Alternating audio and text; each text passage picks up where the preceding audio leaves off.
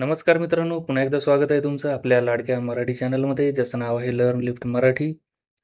तर आपण आज शिकणार आहोत अँग्युलर मराठीमध्ये. तर अँग्युलरमधलं जे पाईप्स आहे ते आपण शिकणार आहोत आज. तर पाईप्स म्हणजे काय? तर अँग्युलरमध्ये पाईप्स जे आहे हे एका प्रकारचं फंक्शन्स असतं. तर ते फंक्शन जे आहे ते आपल्याला हेल्प करतं. डेटा जो आहे तो ट्रान्सफॉर्म करून यूआयला शो करतं. तर जेव्हा कधी आपण डेटा रिप्रेझेंट करतो यूआयमध्ये आणि आपण जर त्या डेटाला पाईप लावला, तर पाईप लावल्यानंतर तो जो डेटा आहे तुम्ही जर कन्सिडर केलं समजा पाईपचं तुमच्यासमोर एक्झाम्पल घेतलं, तर एका साईडनं तुम्ही डेटा टाकता आणि दुसऱ्या साईडनं तो डेटा जो आहे तो फॉर्मॅटेड होऊन म्हणजेच जसं तुमची थिंकिंग आहे त्या पद्धतीनं तुम्ही तो डेटा फॉर्मॅट करून तुम्ही दुसऱ्या साईडनं तो डेटा जो आहे तुम्ही यूआयला दाखवू शकता. तर अशा पद्धतीचं पाईप आहे. तर पाईपमध्ये काही फीचर्स आहेत, जसं की मी तुम्हाला सांगितलेलंच आहे. HTML जो एलिमेंट आहे त्या एलिमेंटला ट्रान्सफॉर्म करतात.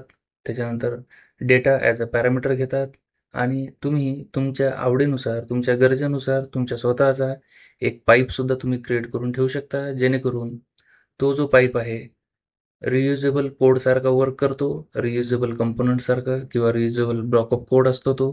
तो तुम्ही कुठेही इम्पोर्ट करून यूज करू शकता. ठीक आहे. म्हणजेच सेम फंक्शनॅलिटीसाठी तुम्हाला वेगवेगळ्या प्रकारचा कोड लिहायची गरज नाही. तो कोड तुम्ही एकाच ठिकाणी लिहून ठेवू शकता. जर तुम्हाला गरज असेल त्या पद्धतीची डेटा ट्रान्सफॉर्म करू शकता. तर आता पाईपमध्ये फॉर्मॅट किंवा जो काही डेटाचा फॉर्मॅट आहे, ते डेटा आहे तुम्ही ऑब्जेक्ट, स्ट्रिंग, नंबर्स किंवा डेट डेट जो ऑब्जेक्ट आहे, त्या पद्धतीचा डेटासुद्धा तुम्ही पाठवू शकता. आणि डेटा जो आहे फिल्टर होतो किंवा मग तुम्ही एखादी लिस्ट आहे, अरे आहे, तो अरेसुद्धा पास करू शकता. त्या अरेला ट्रान्सफॉर्म करू शकता. सगळं काही तुम्ही करू शकता एका ठिकाणी. म्हणजेच तोच कोड जो आहे त्या अरेला ट्रान्सफॉर्म करण्यासाठी तुम्हाला कंपोनंटमध्ये कोड लिहायची गरज नाही. तुम्हाला फक्त तो टाइप जो आहे किंवा पाईप आहे, तो पाईप तुम्हाला त्या कंपोनंटमध्ये इम्पोर्ट करून तो पाईप जो आहे तो यूआयमध्ये किंवा HTML फाईलमध्ये तुम्हाला फक्त अटॅच करायचा आहे डेटाला. बस. तर जो काही फॉर्मॅटिंगचा कोड आहे तो एकाच ठिकाणी राहतो आणि तुम्ही त्याला रियूज करू शकता. तर बेसिकली हा यूज आहे पाईपचा. तर आपण बघणार आहोत एक लिस्ट आहे बिल्ट इन पाईपची. तर आपल्याकडे ऑलरेडी मी ही जी लिस्ट आहे ही मी इम्पोर्ट करून ठेवलेली आहे angular.common मधनं. तर तुम्ही इथे बघू शकता लोअर केस पाईप आहे, अपर केस पाईप आहे, स्लाइस पाईप आहे, डेट पाईप आहे, करन्सी पाईप आहे, पर्सेंटेज पाईप आहे आणि डेसिमल पाईप आहे. तर हे एवढे सगळे बिल्ट इन पाईप आहेत. तर आपण एक काम करूया, सुरुवात करूया लोअर केस पाईपपासून. तर लोअर केस पाईपसाठी आपल्याला एक व्हॅल्यू घ्यायची आहे, जिचा टाईप राहणार आहे स्ट्रिंग इज इक्वल्स टू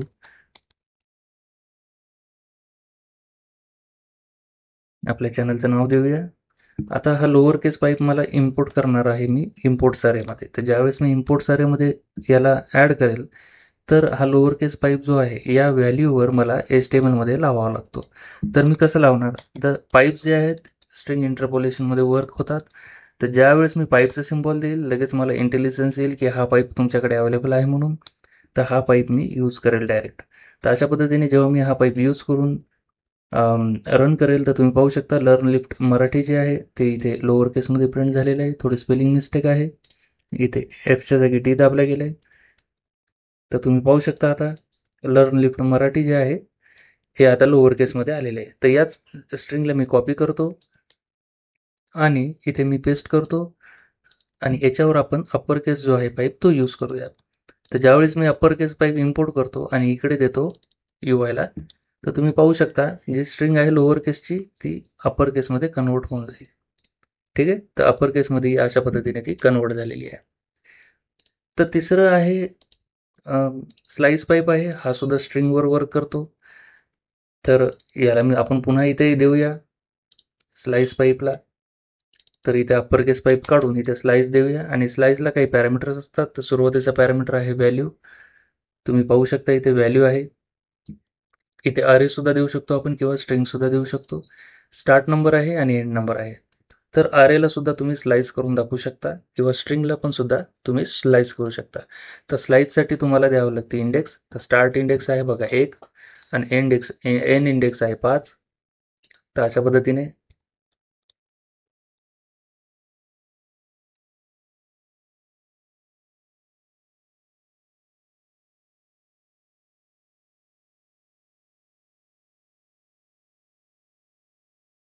याला पॅरामीटर जेव्हा तुम्ही पास करत असता, ते पॅरामीटर तुम्हाला पास करण्यासाठी तिथे तुम्हाला कोलनचा यूज करावा लागतो, ज्यावेळेस तुम्ही पॅरामीटर पास करत असतात त्यावेळेस. ठीक आहे, तर 1 आणि 5. तर अशा पद्धतीने स्टार्ट जो आहे तो 1 ने होणार आणि एंड जो आहे तो 5 ने होणार. आता याचा ॲक्च्युअली जो टाईप आहे तो नंबर आहे, त्याच्यामुळे त्याने स्ट्रिंग घेतला नाही. आपण आधी स्ट्रिंगमध्ये देऊ लागलो, तर स्ट्रिंग घेतला नाही. नंबर जो आहे तो नंबर त्याने घेतलेला आहे. तर मी जसं याला सेव्ह करेल, तुम्ही पाहू शकता जी स्ट्रिंग आहे ती स्लाइस होते आणि जो नंबर आहे, स्टार्ट नंबर आहे, तिथनं ती स्टार्ट करते आणि एंड जो नंबर दिला आहे आपण त्या एंड नंबरपर्यंत त्या स्ट्रिंगला स्लाइस करून आपल्याला दाखवते. ठीक आहे, तर अशा पद्धतीनं स्लाइस जो आहे हा पाईप आहे. त्याच्यानंतर आहे बघा डेट पाईप आहे. तर डेट पाईपला आपण पुन्हा इथे इम्पोर्ट करूया आणि इथे आपण जो काही डेट पाईप आहे तो डेट पाईप आपण इथे यूज करूया. आता डेट पाईपला स्ट्रिंग जी आहे ती फक्त डेट टाईपची पाहिजे. तर त्याच्यामुळे आपल्याला हे जे आहे व्हॅल्यू, ही व्हॅल्यू जी आहे आपल्याला डेट टाईपची घ्यावी लागेल. तर याला मी कमेंट करतो. तर इथे घेतो करंट डेट. ठीक आहे, करंट डेट घेतल्यानंतर याला देतो टाईप डेटचा आणि इथे घेतो न्यू डेट. ठीक आहे, तर यावेळेस काय होईल, आता हा जो करंट डेट नावाचा व्हेरिएबल आहे, हा व्हेरिएबल आपल्याला इथे द्यावा लागतो आणि त्याच्यानंतर डेटला मित्रांनो आपल्याला फॉर्मॅट द्यावा लागतो. ठीक आहे, तर ज्यावेळेस डेट पाईप आपण यूज करतो तर त्यावेळेस आपल्याला फॉर्मॅट तिथे द्यावाच लागतो. तर जर तुम्ही फॉर्मॅट नाही दिला तर तुम्ही पाहू शकता जी नॉर्मल डेट आहे, ती नॉर्मल डेट 3 ऑगस्ट 2025 जी आहे ती इथे प्रिंट होते. जर तुम्ही याला फॉर्मॅट दिला तर त्या फॉर्मॅटच्या अकॉर्डिंग डेट जी आहे ती प्रिंट होते. आता इथे फॉर्मॅट जे आहे तुम्ही इथे पाहू शकता, याच्या होवर करून डेटची जी व्हॅल्यू आहे, एक तर त्यांना डेट पाहिजे किंवा स्ट्रिंग पाहिजे किंवा नंबर. ठीक आहे, ही कोणती झाली, ही झाली व्हॅल्यू, या व्हॅल्यूचा टाईप. त्याच्यानंतर आहे फॉर्मॅट. तो फॉर्मॅट जो आहे तो तुम्हाला स्ट्रिंगमध्ये द्यावा लागतो.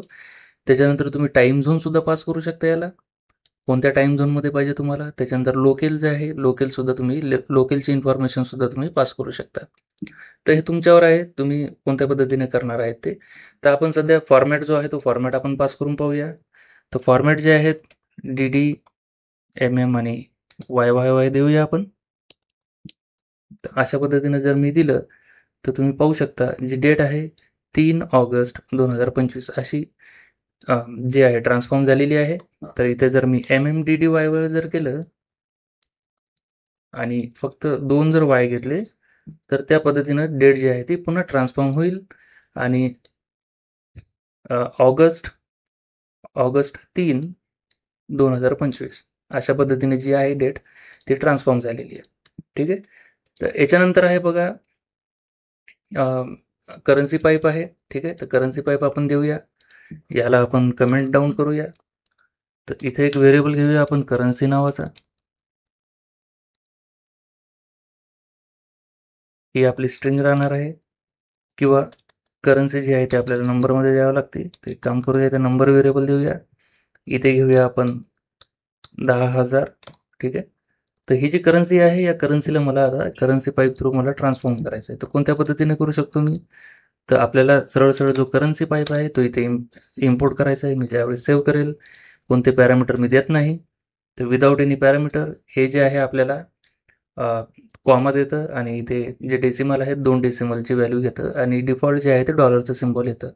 तर आपल्याला आता याला फॉर्मॅट करायचं आहे. तर कोणत्या पद्धतीने तुम्ही फॉर्मॅट करू शकता, तर त्याचं एक्झाम्पल मी तुम्हाला सांगतो. जर आपल्याला इंडियन करन्सी पाहिजे असेल तर पहिला जो पॅरामीटर आहे याचा तुम्ही पाहू शकता, पहिला पॅरामीटर आहे करन्सी कोड. तर आपल्याला करन्सी कोड द्यावा लागतो इथं. तर INR जो आहे तो आपला करन्सी कोड आहे. त्याच्यानंतर दुसरा जो याचा पॅरामीटर आहे तो आहे सिम्बॉल. तुम्ही इथे पाहू शकता कोड नंतर आहे सिम्बॉल आणि सिम्बॉल नॅरो अशा पद्धतीचे पॅरामीटर आहेत. तर आता सिम्बॉलला आपण देऊया या पॅरामीटरचं जी व्हॅल्यू आहे अशा पद्धतीने आपल्याला लिहावं लागेल आणि त्याच्यानंतर इथे जी डेसिमलची व्हॅल्यू आहे, डेसिमलची व्हॅल्यू आपण देऊ शकतो 1.2 आणि 2 अशा पद्धतीने. आणि जो लोकेल आहे, लोकेलसाठी सुद्धा आपण इन अशा पद्धतीने व्हॅल्यू देऊ शकतो. ठीक आहे, तर हे 1.22 जे आहे त्याच्याबद्दल मी तुम्हाला थोडक्यात सांगतो, परंतु तुम्ही पाहू शकता आता जो फॉर्मॅट आहे तो चेंज झालेला आहे. ठीक आहे. तर हे 1.22 काय आहे? ठीक आहे.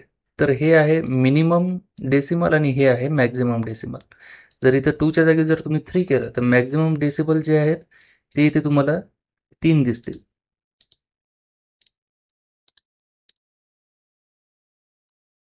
एक सेकंड इथे करावं लागेल आपल्याला 3. 3 जर केलं तर तुम्ही पाहू शकता तुम्हाला 3 डेसिमल जे आहेत ते इथे दिसतात. ठीक आहे. तर अशा पद्धतीने तुम्ही minimum integer digits, minimum fraction digit आणि मॅक्झिमम फ्रॅक्शन डिजिट्स जे आहेत तुम्ही त्या पद्धतीने इथे तुम्ही सेट करू शकता. ठीक आहे. हे मिनिमम फ्रॅक्शन ऑफ डिजिट आहे आणि हे मॅक्झिमम फ्रॅक्शन ऑफ डिजिट आहे आणि हे जे पहिलं आहे हे आहे मिनिमम इंटिजर डिजिट्स. ठीक आहे. तर हे असे 3 प्रकारचे आहेत इथे. तर हे 3 प्रकारचे व्हॅल्यू तुम्ही देऊ शकता आणि हे लोकल आहे. म्हणजेच तुम्ही जर इंडियन करन्सी जर यूज करत असाल तर तुम्हाला हे लोकल इथे द्यावं लागतं. IN. ठीक आहे. तर EN ENG सुद्धा देऊ शकता तुम्ही. ENFR फ्रान्ससाठी असतं लोकल. ते सुद्धा देऊ शकता तुम्ही किंवा US पण देऊ शकता इथे ते ENUS USA साठी असतं. तर अशा पद्धतीने तुम्ही जे पाईप आहे याला तुम्ही पॅरामीटर्स देऊन तुम्ही ट्रान्सफॉर्म सुद्धा करू शकता. त्याच्यानंतर पर्सेंटेज पाईप आहे. पर्सेंटेज पाईप घेऊया आपण. ठीक आहे. तर पर्सेंटेज पाईपसाठी तुम्हाला जी व्हॅल्यू आहे ती व्हॅल्यू तुम्हाला डिजिट्समध्ये घ्यावी लागेल. तर कोणत्या पद्धतीने पाहूया आपण. तर आपण एक काम करूया. इथे जे डिजिट आहे किंवा नंबर व्हॅल्यू आहे ते नंबर व्हॅल्यू आपल्याला आता आपल्याला कशी द्यायची आहे पॉईंटमध्ये डेसिमलमध्ये जी आहे नंबर व्हॅल्यू द्यावी लागते. ठीक आहे. तर कोणत्या पद्धतीने देणार आपण. आपल्याला ही जी आहे कमेंट करूया आपण. इथे देऊया पर्सेंटेज व्हॅल्यू. त्याच्यानंतर आता ही जी व्हॅल्यू आहे ही टाईप नंबरच असणार आहे. तर 0. फॉर एक्झाम्पल आपण देऊया 40. ठीक आहे. तर आता हे 0.40 आहे याला पर्सेंटेज आपल्याला ट्रान्सफॉर्म करायचं आहे पर्सेंटेजमध्ये. तर इथे ती व्हॅल्यू द्यायची आहे आणि इथे जे काही आपण पर्सेंटेज पाईप जो आपण यूज केलेला आहे किंवा इम्पोर्ट केलेला आहे तो इथे आपल्याला द्यायचा आहे. सगळं दिल्यानंतर तुम्ही पाहू शकता इथे 40% जे आहे ते आपल्याला इथे ट्रान्सफॉर्म होऊन त्याची व्हॅल्यू जी आहे ती आलेली आहे. ठीक आहे. तर अशा पद्धतीने तुम्हाला जर पर्सेंटेजमध्ये एखादी व्हॅल्यू कन्वर्ट करायची असेल तर तुम्ही पर्सेंटेजचं जे पाईप आहे तो पाईप तुम्ही यूज करू शकता. त्याच्यानंतर आहे बघा डेसिमल पाईप आहे. तुम्ही डेसिमल पाईप पुन्हा इम्पोर्ट करावं लागेल. ठीक आहे. तर डेसिमल पाईप इम्पोर्ट करताना तुम्हाला डेसिमल किती नंबरपर्यंत द्यायचेत किंवा मिनिमम डेसिमल मॅक्झिमम डेसिमल किती ठेवायचेत. जसं की आपण करन्सीमध्ये पाहिलं होतं नंबर्स अलाउड आणि त्याच्यानंतर आहे बघा मिनिमम डेसिमल आणि मॅक्झिमम डेसिमल त्याच पद्धतीचं सिंटॅक्स इथे सुद्धा आहे. तर तुम्हाला सेम आपण एक व्हॅल्यू घेऊया इथे. फॉर एक्झाम्पल आता याला मी कमेंट करतो. इथे घेऊया आपण समजा डेसिमल व्हॅल्यू. ठीक आहे. तर आता ही काही असू शकते. For example 4578 he as a decimal value आपल्याला आता ही ॲक्च्युली एक नंबर व्हॅल्यू आहे पण हिला डेसिमलमध्ये कन्वर्ट करायचं आहे आपल्याला. तर आपण काय करणार आहे ते पाईप जो आहे तो घेणार आहे जो काही आपला डेसिमल पाईप आहे तो. ठीक आहे. हा वाला. तर हा याचं नाव आहे डेसिमल पाईप परंतु याला नंबर म्हणून इथं आपण तुम्ही इथे बघू शकता. ते यूज करताना याला ॲज अ नंबर म्हणून आपल्याला यूज करावं लागतं.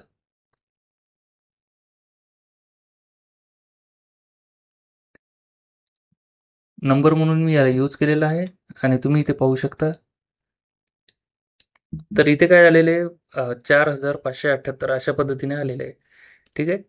तर आता तुम्ही काय करू शकता इथे याला जे आहे तुम्हाला फ्रॅक्शन ऑफ डिजिट जे आहेत ते पाहिजे असतील तर तुम्ही याला एक पॅरामीटर देऊ शकता. तर हा पॅरामीटर कसा असणार आहे. सुरुवातीला व्हॅल्यू जी आहे ती नंबर आहे किंवा स्ट्रिंग देऊ शकता तुम्ही. दोन्ही प्रकारच्या व्हॅल्यू देऊ शकता. डिजिट इन्फो जी आहे ती तुम्हाला द्यावी लागते स्ट्रिंगमध्ये. त्याच्यानंतर लोकल जे आहे जसं की आपण करन्सीमध्ये पाहिलं होतं EN EN आणि त्याच्यानंतर IN बरोबर आहे. तर त्या पद्धतीचं तुम्ही लोकल सुद्धा देऊ शकता आणि डिजिट्स इन्फो जी आहे ती तुम्ही देऊ शकता. कोणत्या पद्धतीने. तर ती आहे बघा 1.2-2. ठीक आहे. तर अशा पद्धतीने तुम्ही ज्यावेळेस दिलं तुम्ही पाहू शकता दोन जे आहेत म्हणजे नंबर डॉट मिनिमम 2 आणि मॅक्झिमम 2. ठीक आहे. तर अशा पद्धतीचे हे जे डेसिमल आहेत ही व्हॅल्यू आलेली आहे आणि डॉटच्या नंतरची, आणि डॉटच्या आधी जे आहे ते आहे आपला नंबर. ठीक आहे. तर अशा पद्धतीने तुम्ही या डेसिमलला सुद्धा तुम्ही ट्रान्सफॉर्म करू शकता. तर हे सगळे पाईप आहेत. पाईपचा जे बिल्ट इन पाईप आहेत त्यांचं आपण एक सिंपल यूज केस घेऊन किंवा सिंपल एक्झाम्पल घेऊन आपण शिकलेले आहोत कोणत्या पद्धतीने आपण जो डेटा आहे तो ट्रान्सफॉर्म करू शकतो युजिंग बिल्ट इन पाईप्स. तर हे सगळे बिल्ट इन पाईप्स आहेत. तर पुढच्या व्हिडिओमध्ये आपण बघणार आहोत आपल्या स्वतःचा कस्टम पाईप आपण कोणत्या पद्धतीने क्रिएट करू शकतो ते. एक सिंपल एक्झाम्पल घेणार आहोत आणि एक थोडं ॲडव्हान्स एक्झाम्पल घेणार आहोत एकाच व्हिडिओमध्ये. तर दोन्ही एक्झाम्पल थ्रू आपण कस्टम पाईप जे आहे ते आपण शिकणार आहोत. तर व्हिडिओला तुम्ही जोडून राहा चॅनलला, आणि त्याच्यानंतर पुढचा व्हिडिओ नोटिफिकेशनवर लक्ष ठेवून राहा. पुढचा व्हिडिओ आला की नक्की बघा, कारण की तुम्हीच तुमच्या स्वतःचा जो कस्टम पाईप आहे तो तुम्ही कोणत्या पद्धतीने क्रिएट करू शकता त्याची तुम्हाला एक आयडिया येऊन जाईल. ठीक आहे मित्रांनो, तर मी आशा करतो तुम्हाला हा व्हिडिओ आवडला असेल. आवडला असेल तर लाईक करा, शेअर करा तुमच्या मित्रांसोबत, आणि चॅनलला सबस्क्राईब करून बेल आयकॉनला क्लिक केल्याशिवाय जाऊ नका. धन्यवाद मित्रांनो, भेटूया पुढच्या व्हिडिओमध्ये.